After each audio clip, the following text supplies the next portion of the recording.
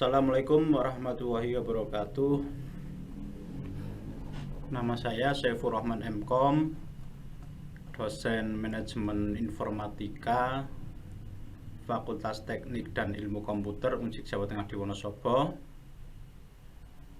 pengampu mata kuliah rekayasa perangkat lunak semester 3 dengan beban SKS 3 SKS. Di sini saya mau menjelaskan tentang deskripsi berkaitan dengan materi atau mata kuliah rekayasa perangkat lunak. Deskripsi singkat rekayasa perangkat lunak ini berisi tentang pembelajaran untuk mahasiswa terkait metodologi dan tahapan dalam perekayasaan perangkat lunak untuk menghasilkan perangkat lunak yang baik serta berkualitas guna menjadi solusi untuk suatu permasalahan korporasi. Mahasiswa akan dikenalkan dengan beberapa metodologi perekayasaan perangkat lunak yang nantinya dapat dijadikan panduan untuk menghasilkan solusi berupa perangkat lunak untuk suatu permasalahan korporasi.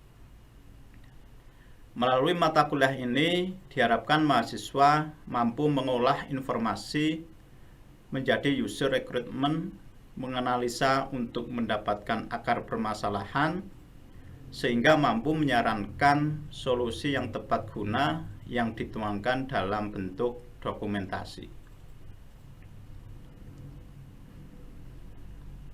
Kemudian berikut capaian pembelajaran sesuai dengan RPS. Yang pertama, mampu mengolah data menjadi informasi dengan memahami rekayasa perangkat lunak. Yang kedua, mampu menyajikan informasi dengan mengaplikasikan dan mengetahui rekayasa perangkat lunak serta manajemen suatu proyek pengembangan sistem. Yang ketiga, mampu melakukan rancang bangun spesifikasi sistem dan mengembangkannya dengan menerapkan rekayasa perangkat lunak. Yang keempat, mampu mengembangkan aplikasi dengan menerapkan teknik perangkat lunak. Untuk bahan kajian atau materi pembelajaran, yang pertama, pendahuluan tentang rekayasa perangkat lunak. Kemudian yang kedua, pengertian perangkat lunak dan rekayasa perangkat lunak. Kemudian yang ketiga, proses flow dan model proses. Yang keempat, siklus pengembangan perangkat lunak. Yang kelima, model analisis pendekatan terstruktur. Yang keenam, analisa kebutuhan perangkat lunak. Yang ketujuh, activity diagram. Yang kedelapan, class diagram. Yang kesembilan, sequence diagram. Yang kesepuluh, perancangan perangkat lunak dalam activity, kelas, dan sequence diagram. Yang ke-11, merancang dan membangun perangkat lunak sesuai dengan kebutuhan unsik. Kemudian untuk pustaka, ini ada dua. Yang pertama berkaitan dengan pustaka utama. Yang kedua yaitu pustaka pendukung. Di pustaka utama ini ada Pressman Roger 2014 dengan judul Software Engineering. Kemudian yang kedua Len 2004 Software Engineering. Kemudian di Gretsch 2005 berkaitan dengan Applying UML dan Patterns. Di pustaka pendukung ini ada Dennis Allen 2010 berkaitan dengan atau judul System Analysis and Sandwich UML. Kemudian di metode pembelajaran kami di delivery, yang pertama yaitu menggunakan metode ceramah. Kemudian yang kedua menggunakan diskusi kelompok. Yang ketiga presentasi kelompok. yang keempat yaitu tanya jawab. Di mana di metode ceramah ini saya selaku dosen memaparkan atau memberikan materi sesuai dengan RPP tatap muka yang diambil dari RPS. Di sini memberikan perkuliahan sesuai materi yang sudah kami buat dengan model ceramah, memberikan pemahaman ke mahasiswa berkaitan dengan apa yang sudah ada di RPP maupun yang ada di RPS, sehingga materi ini harapannya nanti bisa tersampaikan ke mahasiswa dan bisa dipahami dengan waktu 50 menit untuk metode ceramah ini. Kemudian dilanjut dengan diskusi kelompok. Setelah kami memberikan metode ceramah berkaitan dengan pemberian materi, pemahaman, dan lain sebagainya, kemudian kami memberikan bahan pemikiran untuk bisa didiskusikan oleh kelompok yang sudah dibuat.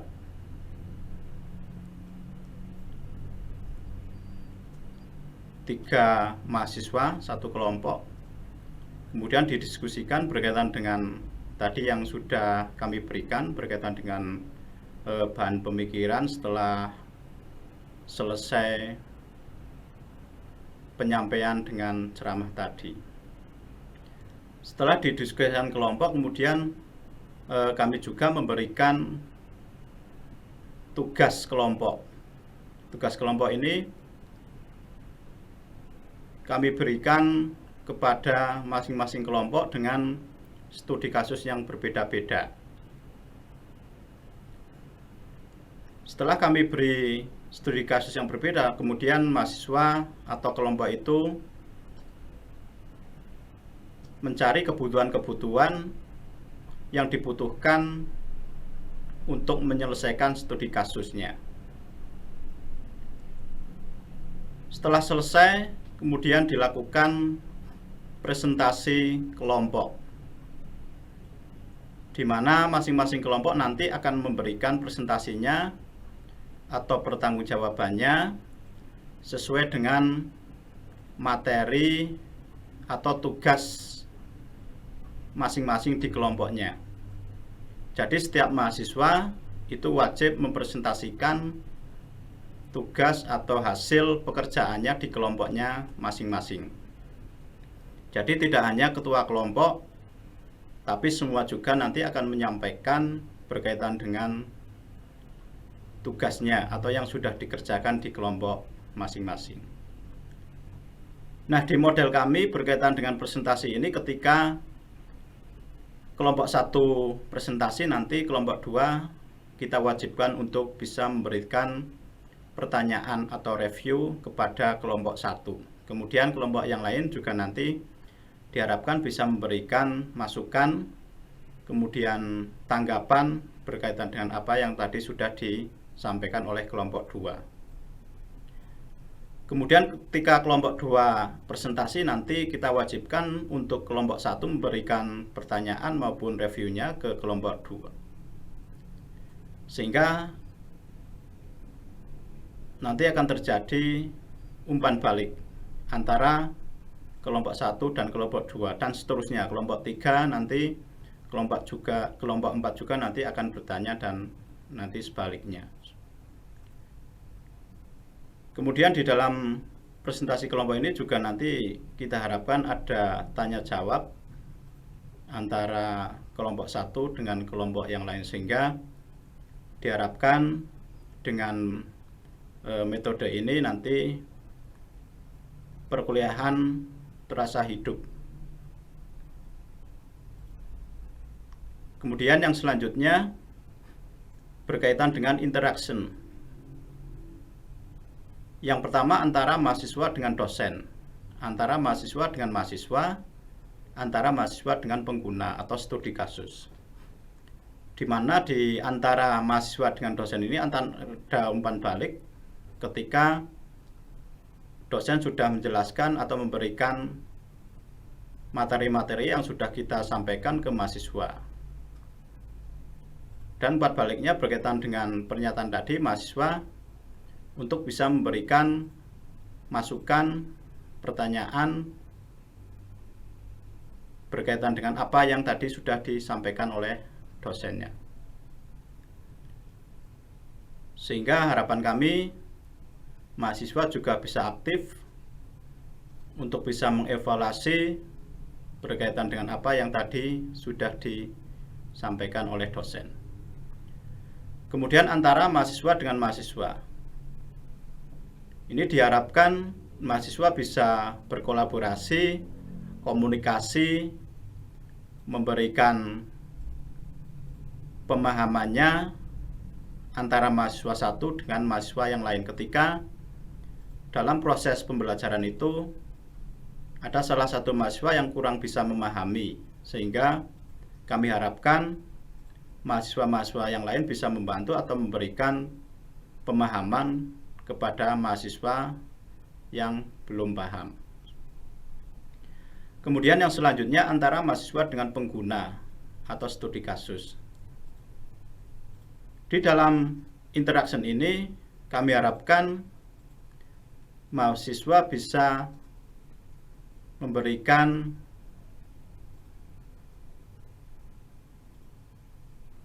bantuan berupa kebutuhan-kebutuhan yang memang diharapkan atau kebutuhan-kebutuhan yang bisa dibantu oleh mahasiswa, di mana kami memberikan sebuah studi kasus berkaitan dengan tugas yang kami berikan ke mahasiswa. Kemudian mahasiswa nanti akan menyampaikan atau mengambil kebutuhan-kebutuhan tadi sesuai dengan studi kasusnya dengan cara observasi, kemudian bisa wawancara langsung ke calon pengguna berkaitan dengan apa yang dibutuhkan oleh pengguna itu sendiri. Nah, harapan-harapan kami sesuai dengan capaian pembelajaran itu bisa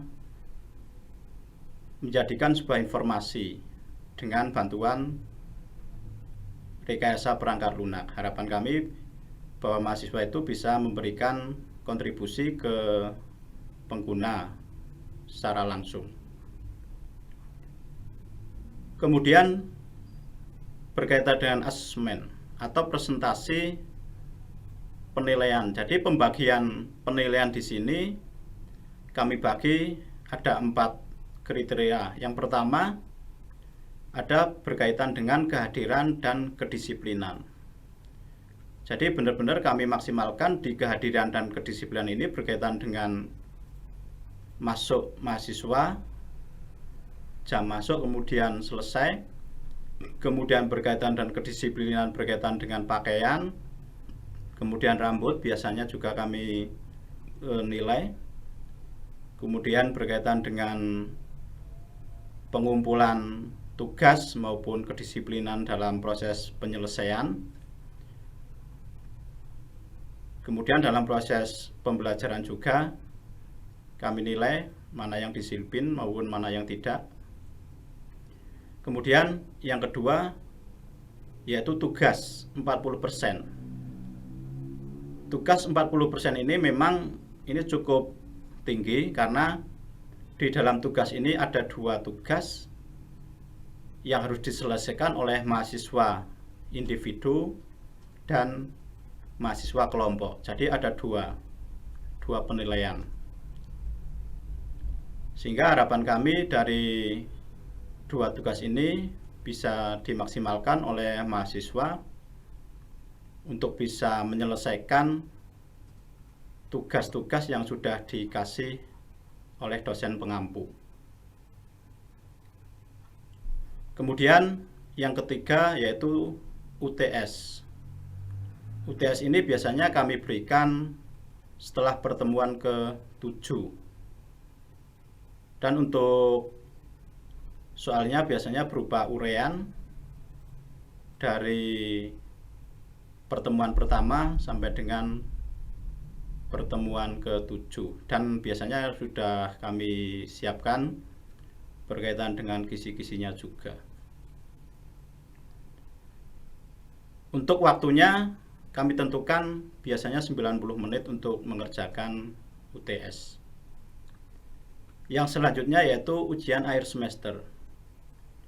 Ujian akhir semester di materi RPL biasanya kami berikan dengan soal yaitu menganalisis dan mengevaluasi hasil kerja yang sudah dibuat dari tugas, ya, biasanya tugas kelompok maupun tugas individu. Jadi nanti akan kelihatan kekurangannya itu di mana, yang harus diperbaiki itu di mana, nanti akan kelihatan ketika di hasil analisis maupun evaluasi berkaitan dengan tugas tadi itu dikerjakan. Itu sekilas berkaitan dengan deskripsi mata kuliah RPL yang bisa kami sampaikan. Terima kasih. Saya akhiri. Assalamualaikum warahmatullahi wabarakatuh.